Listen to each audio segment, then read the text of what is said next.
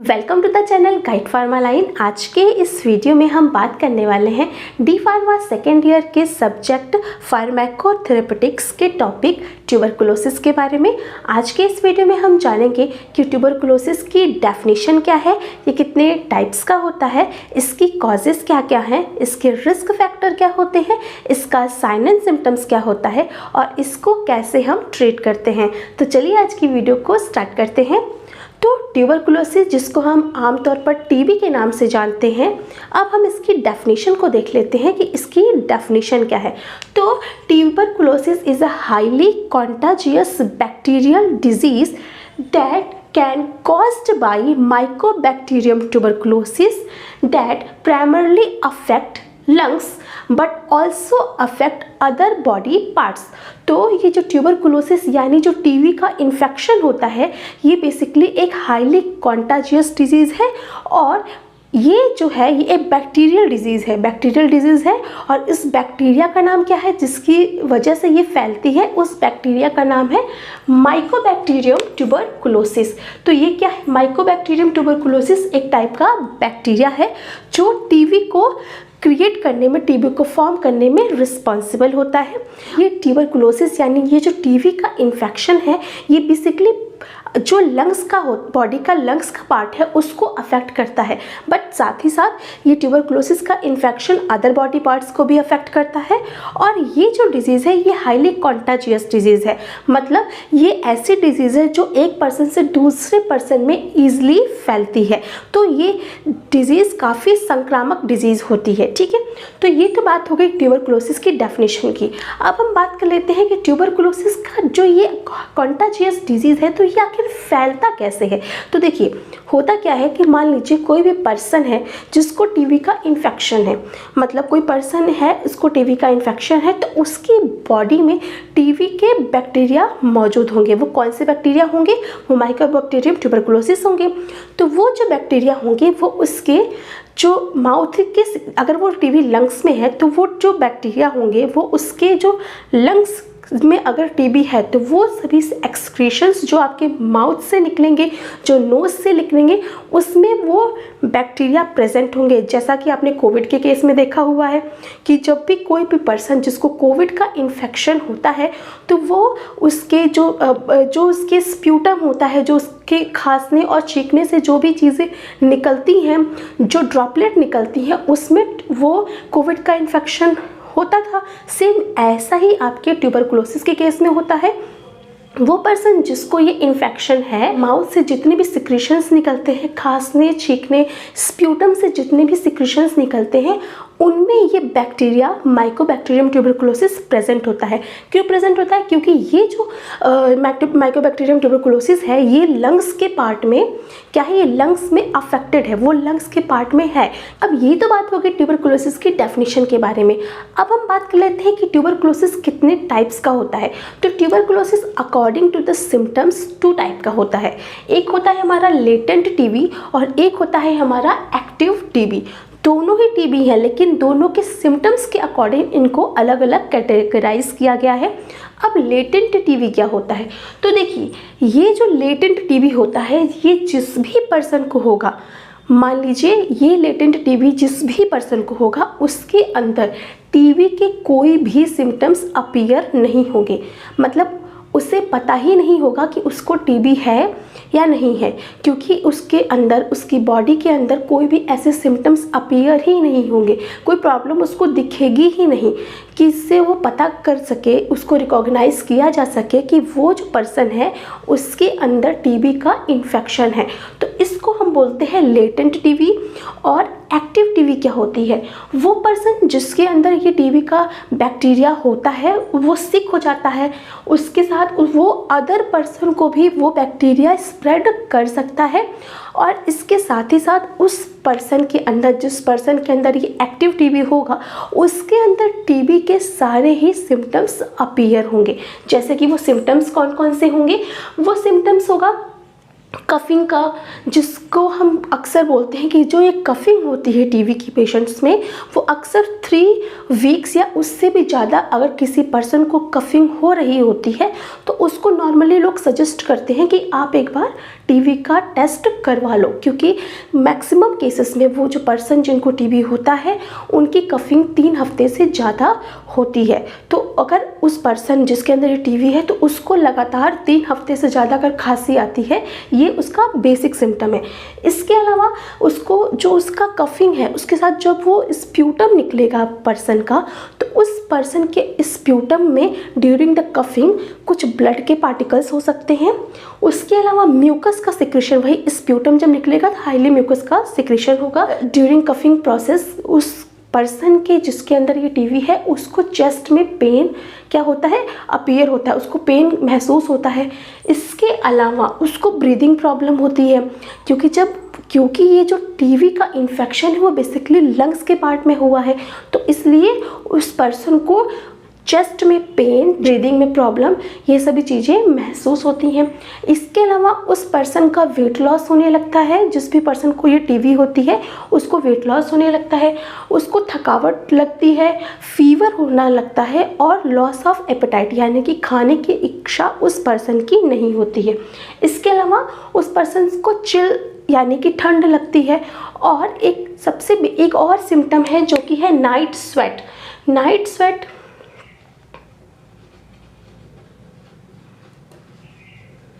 ये जो night sweat होता है, ये नाइट स्वेट अक्सर टीबी के पेशेंट्स में देखा जाता है कि ड्यूरिंग द स्लीपिंग उन पर्सन को जिनके अंदर ये टीबी का इन्फेक्शन होता है उनको नाइट में स्वेटिंग बहुत होती है। तो ये बेसिक वो सिम्टम्स हैं जो कि आपके टीबी के सिम्टम्स हैं, और ये वो सिम्टम्स हैं जो पर्सन एक्टिव टीबी का पर्सन होगा उसके अंदर ये सारे ही सिम्टम्स डेवलप होंगे।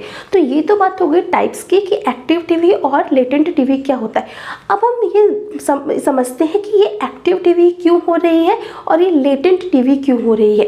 तो देखिए, जब भी किसी भी पर्सन को टीबी का इन्फेक्शन होता है तो टीबी क्या है, एक कॉन्टाजियस डिजीज़ है, यानी कि काफ़ी संक्रामक बीमारी है जो एक पर्सन से दूसरे पर्सन में by the help of droplet, जो भी ड्रॉपलेट्स जो ड्रॉपलेट्स होते हैं इन्फेक्टेड पर्सन के माउथ से निकले हुए जो भी सिक्रेशंस होंगे, ड्रॉपलेट्स होंगे in the form of sneezing, coughing, खांसने में, छींकने में, थूकने में, जिस भी इन सभी तरीक़ों से जो भी सिक्रेशंस निकलेंगे तो उनमें जो भी वाटरी मटेरियल, जो भी ड्रॉपलेट निकलती है उसमें टीबी का जो टीबी है उसका बैक्टीरिया होता है।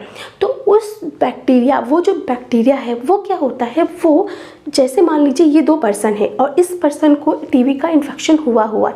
अब इस पर्सन को टीबी का इन्फेक्शन है, उसके टीबी जो है वो लंग्स में वो टीबी है, और उसके सारे ही बॉडी के जो भी बॉडी से जो भी उसके माउथ से जो भी स्प्यूटम, कफिंग, स्नीजिंग ये सब हो रहा है उसमें उसके जो वाटरी मटेरियल निकल रहा है उसमें बैक्टीरिया प्रेजेंट है, ड्रॉपलेट फॉर्म में प्रेजेंट है, न्यूक्लियाई बना के वो प्रेजेंट है।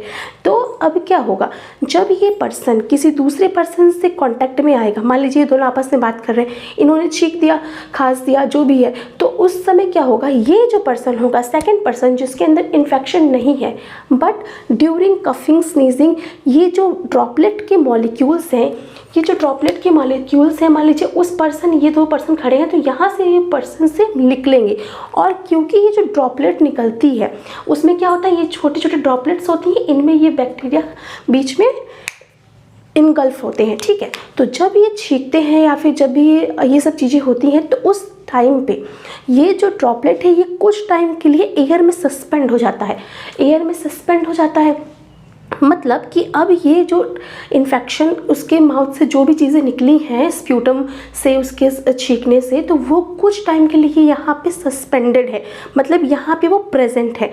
जब वो प्रेजेंट है तो अब ये जो पर्सन है ये जब सांस लेगा, ये जब बात करेगा, सांस लेगा ड्यूरिंग द ब्रीदिंग, ये उन छोटे छोटे जो न्यूक्लियाई जो प्रेजेंट है ड्रॉपलेट के फॉर्म में, बैक्टीरिया जो प्रेजेंट है उसको अपनी ब्रीदिंग करने की वजह से उसको वो अपनी बॉडी के अंदर क्या करेगा, उसको खींचेगा ना। तो अब ये जो ड्रॉपलेट जिसमें कि बैक्टीरिया था वो अब दूसरे पर्सन में चला जाएगा, तो ये हो गया कॉन्टाजिनस, मतलब एक दूसरे से फैल रही है ना ये चीज़, तो ये हो गया संक्रामक बीमारी, इसी को बोलते हैं। तो अब ये जो बैक्टीरिया जो इस पर्सन में था, इन्फेक्शियस पर्सन में था, उसने दूसरे पर्सन को दे दिया। जैसा कि सेम एग्जाम्पल है आपका कोविड का, मतलब कि जब कोविड का इन्फेक्शन होता था तो क्या है, जब पर्सन दूसरे पर्सन के साथ बात करना या फिर उन पर्सन के साथ कांटेक्ट में आना जिनको ये इन्फेक्शन है, तो वो दूसरे पे पर्सन को वो इन्फेक्शन स्प्रेड कर रहे थे। सेम यहाँ पे भी यही प्रोसेस हो रही है, वो भी लंग्स को अफेक्ट करता था, यहाँ पे भी लंग्स को ये अफेक्ट कर रहा है, बट डिफरेंस क्या है, वो एक वायरल बीमारी थी और ये एक बैक्टीरियल बीमारी है। अब क्या होगा, अब जब ये पर्सन है जिसके अंदर टीबी का ये न्यू बैक्टीरिया गया है, अब उसके लिए वो एज एंटीजन काम करेगा। क्यों? क्योंकि ये उसकी बॉडी का बाहरी मटेरियल है, उसकी बॉडी का पार्ट नहीं है, वो एक बाहरी मटेरियल है जो कि क्या है, बैक्टीरिया। तो अब क्या होगा, उस पर्सन के अंदर उसका इम्यून सिस्टम एक्टिवेट होगा और उस बैक्टीरिया को मारने के लिए वो एंटीबॉडीज़ को बनाना स्टार्ट करेगा। तो अब क्या होगा, एंटीजन एंटीबॉडी रिएक्शंस होंगी। अब मान लीजिए कि ये पर्सन जिसकी इम्यूनिटी अच्छी खासी थी, उसने क्या किया, उस बैक्टीरिया को रोक दिया, मतलब वो जो बैक्टीरिया था उस बैक्टीरिया को उसने क्या किया, उसको वो डिजीज़ फैलाने नहीं दिया, उसको उसने फाइट करके उसको डिस्ट्रॉय कर दिया, या तो डिस्ट्रॉय कर दिया या तो उसको ग्रोथ होने से उसको रोक दिया। जब ये कंडीशन होगी, या तो उसने फाइट करके उसको बॉडी से एक्सक्रीट आउट कर दिया, मतलब कि during the antigen antibody process उसने उसको फाइट करके बाहर निकाल दिया, वो इतना कैपेबल थी उसकी एंटीजन एंटीबॉडी रिएक्शंस की, उसको उसने डिस्ट्रॉय कर दिया परमानेंटली।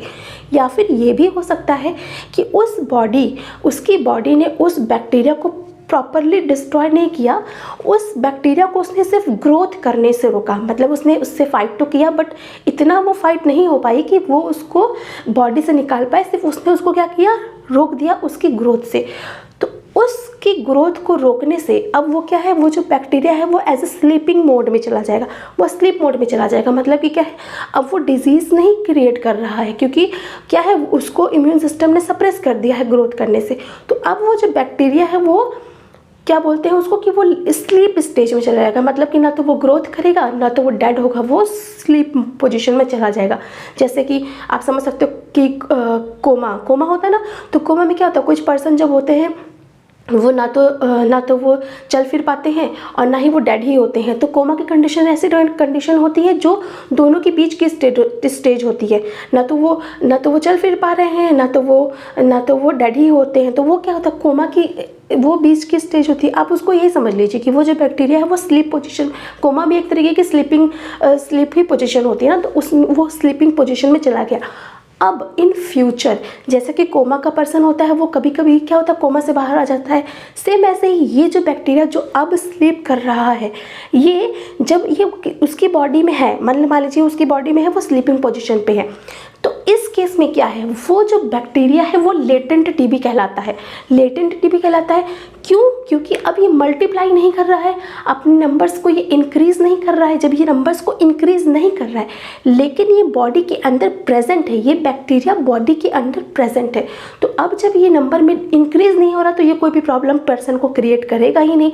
जब क्रिएट नहीं करेगा तो अब क्या है, the person has TB infection but bacteria in the body can not active, ये एक्टिव नहीं है, इनएक्टिवेट स्टेज में है, ये एक्टिव नहीं है, ये क्या है, कोई भी डिजीज़ क्रिएट नहीं कर रहे हैं, बस ये बॉडी में ऐसे ही स्लीपिंग मोड में पड़े हुए हैं।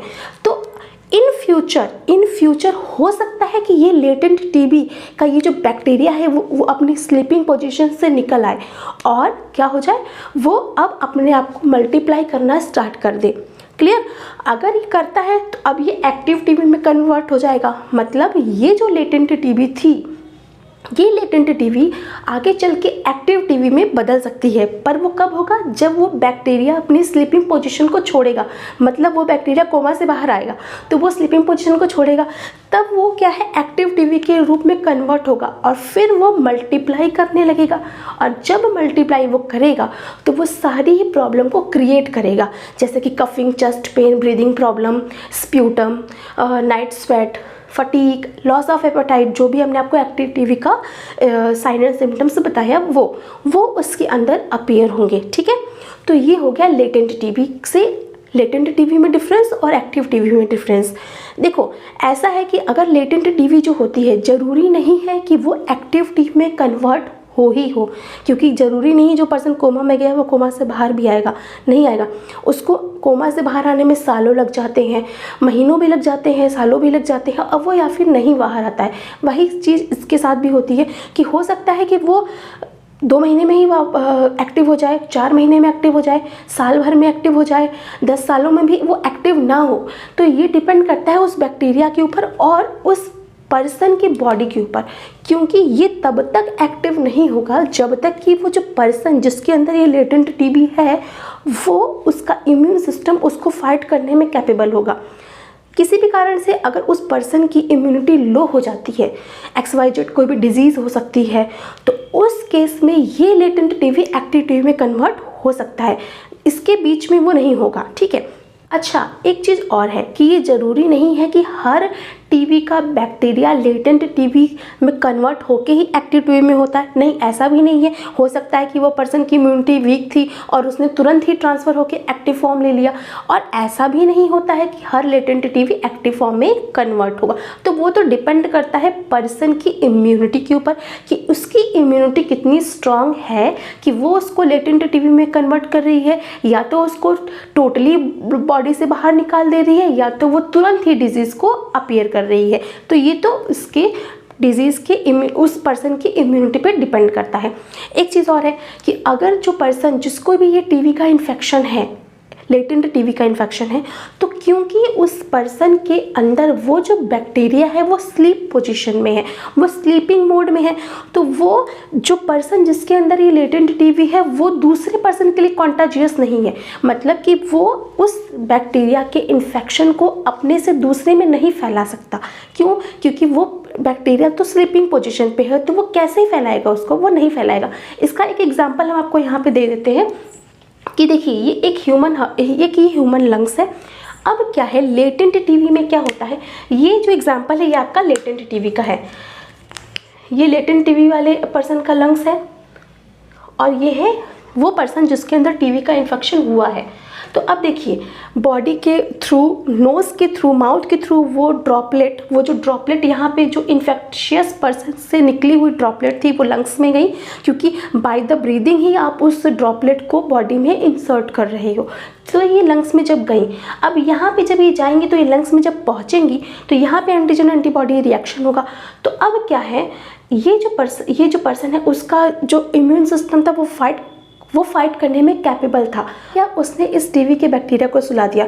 तो अब क्या है, ये बैक्टीरिया जो लेटेंट फेज में है ये कोने में आराम से स्लीपिंग पोजीशन पे पड़ा हुआ है, इसको कोई मतलब नहीं है, आराम से कोने में पड़ा हुआ है, ना तो ये निकल रहा है और ना ही ये डिजीज़ कॉज कर रहा है, ये सो रहा है। बट इन केस अगर ये लेटेंट टीबी में नहीं कन्वर्ट होता और बॉडी का इम्यून सिस्टम काम नहीं करता, इसको मारने में कैपेबल नहीं होता, तब ये टीबी ग्रोथ होने लगती है। ये देख लो, ये टीबी ग्रोथ होने लगती, और अब ये देखो यहाँ पे जितने भी रेड पॉइंट्स हैं यहाँ पे इन्फेक्शन हुआ है। तो ये क्या है, ये बैक्टीरिया इन सारे बॉडी लंग्स के पार्ट में फैलने लगता, अपने आप को मल्टीप्लाई करता, अपने नंबर्स को बढ़ाता, वो फैलने लगता और धीरे धीरे करके वो लंग्स को डैमेज करने लगता। क्योंकि ये जो बैक्टीरिया होता है ट्यूबरकुलोसिस का, ये जिस भी ऑर्गन में होगा उस ऑर्गन को ये डैमेज कर देता है, तो वो क्या है, उस पार्ट को ये डैमेज करने लगेगा। ठीक है, तो ये तो हो गया आपका एक्टिव टीबी और लेटेंट टीबी में डिफरेंस। और साइन और सिम्टम्स में भी ये वही जो साइन और सिम्टम्स है उसमें ये सारे ही साइन और सिम्टम्स आपको लिखने हैं। हर टीबी में ये सिम्टम्स आते हैं, ठीक है, हर टीबी में ये सिम्टम्स आते हैं। अब बात कर लेते हैं टाइप्स ऑफ टीबी के बारे में, कि ये तो बात हो गई अकॉर्डिंग टू द सिम्टम्स कि टीबी कितने टाइप्स की होती है, बट इसके अलावा और भी टीबी के क्लासिफिकेशंस हैं, जिसमें कि जो ये टीबी का इन्फेक्शन है इस पार्ट को हमें इस तरीके से क्लासीफाई कर रहे हैं कि ये जो टीबी का इन्फेक्शन है ये कहाँ हुआ है। तो जैसे हमने आपको स्टार्टिंग में ही बताया कि जो ये टीबी का इन्फेक्शन है प्राइमरी लंग्स को इफेक्ट करता है, but also other body parts में भी ये अफेक्ट करता है। तो सबसे पहले जो हमारा टाइप्स ऑफ टीबी है उसमें जो पहला टाइप है वो है पल्मोनरी टीबी। तो ये जो पल्मोनरी टीबी है, नाम से ही पता चल रहा है कि पल्मोनरी यानी कि आपके लंग्स का पार्ट, तो जब इस टीबी का इन्फेक्शन आपके लंग्स में होगा तो उसको हम पल्मोनरी टीबी बोलेंगे। और जब ये टीबी का इन्फेक्शन लंग्स में होगा तो वो सारे ही सिम्टम्स जो आपको मैंने एक्टिव टीबी में बताए हैं, वो सारे ही सिम्टम्स उस पर्सन के अंदर अपीयर होंगे। क्लियर? अब बात कर लेते हैं सेकेंड टाइप ऑफ टीबी के बारे में, जिसका नाम है एक्स्ट्रा पल्मोनरी टीबी। तो इसमें भी नाम से ही पता चल रहा है एक्स्ट्रा पल्मोनरी टीबी, यानी कि पल्मोनरी को छोड़ करके, यानी लंग्स को छोड़ करके वो सारे बॉडी पार्ट्स जहाँ पर भी टीबी होगी उसको हम एक्स्ट्रा पल्मोनरी टीबी में कंसीडर करेंगे। इसको क्या बोलते हैं? TB that outside of the lungs, मतलब लंग्स को छोड़ के अदर बॉडी पार्ट्स में टीबी जब होती है तो उसको हम एक्स्ट्रा पल्मोनरी टीबी बोलते हैं। अब ये टीबी कहाँ कहाँ हो सकती है? तो सबसे पहले ये टीबी बोन्स में होती है। अक्सर नॉर्मली ये चीज़ आपने सुनी होगी कि बोन में टीबी हो गई है, तो ये टीबी बोन्स में होगी। मतलब pulmonary non extra pulmonary TB के मतलब क्या है कि ये लंग्स को छोड़ के जिस भी बॉडी पार्ट में जाएगी, जिस भी बॉडी पार्ट में चली गई वहाँ पे उसने टीबी क्रिएट करने लगी। अच्छा, ये बॉडी पार्ट्स में लंग्स से दूसरी जगह ये जाती कैसे है? तो देखिए, आपका जो ये लंग्स होता है यहाँ पे गैसियस एक्सचेंज हो रहा है। इसके अलावा लिम्फ नोड होती हैं, लिम्फ नोड्स के थ्रू या फिर ब्लड के थ्रू। तो बेसिकली ब्लड के थ्रू या फिर लिम्फ के थ्रू ये जो टीबी के बैक्टीरियाज होते हैं जो कि स्लीपिंग मोड में हैं, या फिर जो बैक्टीरिया हैं वो क्या होते हैं अदर बॉडी पार्ट्स में पहुंचते हैं। तो जिस भी बॉडी पार्ट्स में ये पहुंचेंगे with the help of blood या फिर लिम्फ, वहाँ की टीबी को ये क्रिएट करेंगे, वहाँ उस ऑर्गन में टीबी पैदा करना स्टार्ट करेंगे। तो यहाँ पे क्या है, सबसे पहले हमारा होता है बोन मैरो में टीबी, बोन में टीबी। इसके अलावा हमारा जेनाइटल ऑर्गन्स में भी टीबी होती है। तो जैसे कि अगर किसी भी फीमेल की अगर क्या होता है यूट्रस में टीबी हो जाती है तो उस ड्यूरिंग उनको क्या है, उनको प्रेगनेंसी होने में प्रॉब्लम होती है। तो इसके अलावा लीवर में टीबी हो जाती है, ब्रेन में टीबी हो जाती है जिसको हम मेनिंजाइटिस बोलते हैं, स्पाइनल कॉर्ड में टीबी हो जाती है। तो वो सभी ऑर्गन्स जहाँ पर भी ये बैक्टीरिया जा रहा है उस ऑर्गन की टीबी को ये क्रिएट करता है। अब जो इसके साइन और सिम्टम्स होंगे वो बेसिकली मिक्स आएंगे, मतलब इनमें से कुछ सिम्टम्स कॉमन रहेंगे, जैसे लॉस ऑफ एपेटाइट का होना, फटीग का लगना और चिल होना, बॉडी में स्वेटिंग होना। साथ ही साथ वो जितने भी और स्पेसिफिक ऑर्गन्स होंगे उनके अकॉर्डिंग सिम्टम्स आएंगे। जैसे ब्रेन में अगर टीबी है तो हेडेक बहुत तेज होता है उन पर्सनस को।